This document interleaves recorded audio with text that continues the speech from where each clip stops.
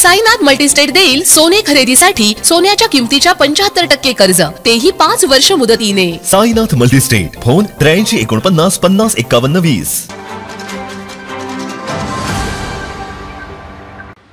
मी नेहमी सांगत होतो, कोल्हापूर वासियांना ऐकताना असं वाटले असेल की रवींद्र राजेश क्षीरसागरांच्या मागे का लागतो नाही.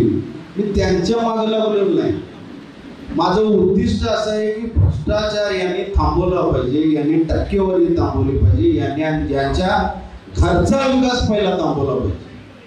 हा या मागचा मूळ उद्देश असेल. यांच्याबरोबर मी काम केलं होतं शिवसेनामध्ये. ते असताना संजय मंडलिक असतील, धैर्यशील माने असतील, प्रकाश आंबेडकर असतील, जे जे जे गद्दार टक्केवारीसाठी आणि 50 खोक्यांसाठी पळाले, आज त्यांनी कोल्हापूर शहराच्या अक्षरशः विल्हेवाट लावली.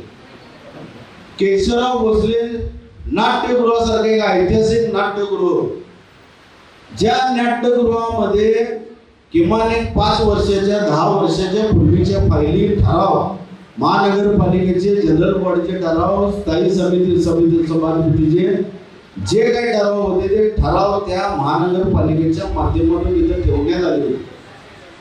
मग आरक्षणच्या फाईल्स असतील, पर्सेंटेजच्या फाईल्स असतील, अशा फाईल्सना जाळण्यात आला आणि केशवराव भोसले पेटलं म्हणून घोषित केलं. ज्या पद्धतीनं मंत्रालय पेटवण्यात आलं, मंत्रालयाच्या 2 रूम पेटवण्यात आल्या, पेटल्यानंतर एका व्यक्तीला आत्मदहन झालं असं दर्शवण्यात आलं.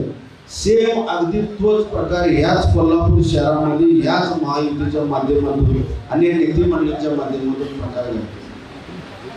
तर मैदान असेल, ओपन जिम असतील, पंचगंगा प्रदूषणाच्या नावाखाली कित्येक वेळा बजेट आणतो म्हणून आश्वासित केलं भाजपच्या माध्यमातून. महालक्ष्मी तीर्थक्षेत्र विकास आराखडा घोषित 2 वेळा झाला या 10 वर्षात, पण कधीही ते तीर्थक्षेत्र म्हणून घोषित झालं नाही. आजही पर्यटकांना आपल्या करवीर नगरीमध्ये आल्यानंतर महालक्ष्मीला जाताना पार्किंगची सोय नाही, महिलांना शौचालयाची सोय नाही. वन भटकत कुठं मिळेल तिथं जागेत गाड्या लावून आज कोल्हापूर शहरामध्ये पर्यटक येतात. या सगळ्या दयनीय अवस्थेचं मूळ राजकारण आणि मूळ जर गाभा असेल तरी भाजप, शिंदे गट आणि राष्ट्रवादी काँग्रेस.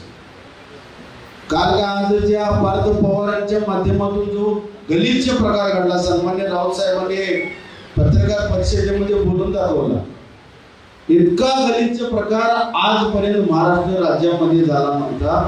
मुलगा काय करतो, 300 कोटी रुपयाची प्रॉपर्टी 500 रुपयाच्या स्टॅम्पवर घ्यायची आणि अजितदादा पवार म्हणतात की मुलग्याने खरेदी केलेलं मला माहित नाही. सेम प्रोसिजर जयप्रभास टुडेच्या बाबतीत ह्याच कोल्हापूर शहरामध्ये जिल्ह्यामध्ये झाली होती.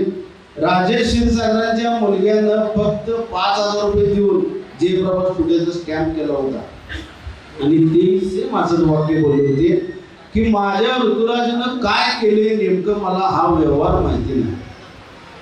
जर यांच्या मुलांनी केलेला व्यवहार जर आत्मसात नसेल, माहिती नसेल तर ही शुद्ध खोटं बोलतात, जनतेची दिशाभूल करतात.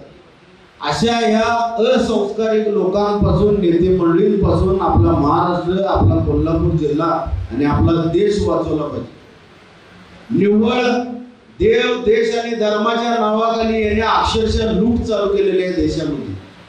ईव्हीएमच्या माध्यमातून तर सरळ यांना फुल्ली बाय मिळालेलं. म्हणजे आपण पूर्वी मॅच खेळताना चला आमची टीम उद्या येणार नाही बाय, यांना अक्षरशः त्यांना कळून चुकलेलं आहे की ईव्हीएमच्या माध्यमातून आपण निवडून येतोच.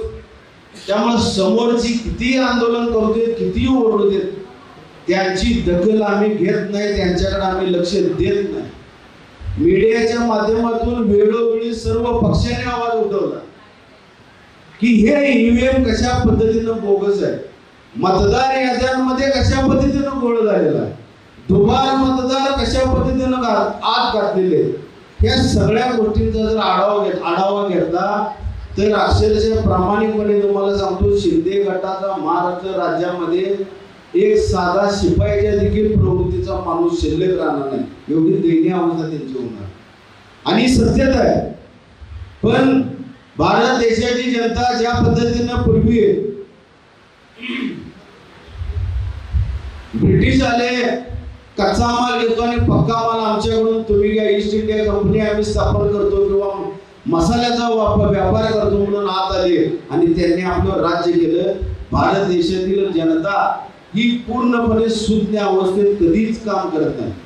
माझी विनंती आहे आपल्या मेळाव्याच्या स्वरूपातून की येणाऱ्या आगामी निवडणुकामध्ये अगदी पारदर्शक तुम्ही मतदान करा. पारदर्शक मतदान झालं पाहिजे.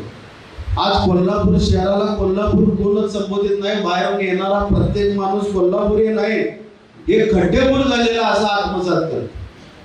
कोल्हापूर शहरामध्ये कित्येक मैदान आहेत की त्या मैदानाची अक्षरशः या राजेश क्षीरसागर आणि त्यांच्या टीमनी विल्हेवाट लावली. आणि सगळ्यात हाईट प्रभूसाहेब राऊत साहेब औरुबाई, सगळ्यात हाईट बालवडे पाटील सर की 100 कोटी रुपये रस्त्यांच्या बाबतीत अजूनही ही नेते मंडळी उत्तर देत नाहीत. आणि प्रकाश आंबेडकरांच्या माध्यमातून परवा दिवशी पुन्हा एकदा 400 कोटी रुपये रस्त्यांसाठी आपण देऊ अशी वल्गना आणि अशी घोषणा करण्यात आली. म्हणजे 100 कोटी रुपये खाऊन झाले, त्याची टक्केवारी भरपूर प्रमाणात आल्यामुळे रस्त्यांची वाट लागली, विल्हेवाट झाली आणि आता पुन्हा यांना 400 कोटीची भूक लागली. जनतेला माझी विनंती आहे की यांचं हे राक्षसी स्वरूप तुम्ही चांगल्या पद्धतीने हाताळावं, चांगल्या पद्धतीने पाहावं. माझी विनंती राहील पुनश्च एकदा आपणाला कोल्हापूर महानगरपालिकेच्या माध्यमातून विकास करणारा फक्त हा शिवसेनाच पक्ष होता.